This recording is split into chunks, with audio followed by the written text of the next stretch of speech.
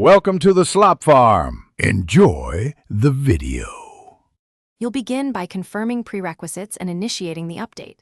First, open Excel and go to File Account to note your exact Office version and build. This tells you which update branch you need.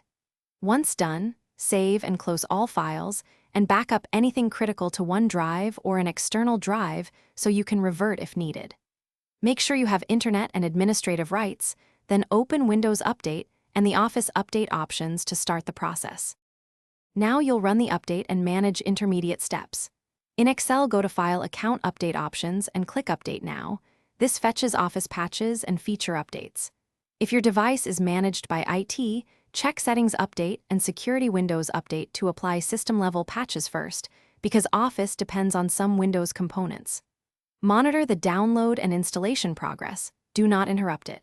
If a restart is required, save more work, then restart. Finish by validating the update and applying a quick fix if needed. Reopen Excel and check File Account About Excel to confirm the new build. Test key files and macros to ensure functionality. If you see errors, run Control Panel programs Microsoft Office Modify and try Quick Repair, then Online Repair if problems continue, because repairs replace corrupted files.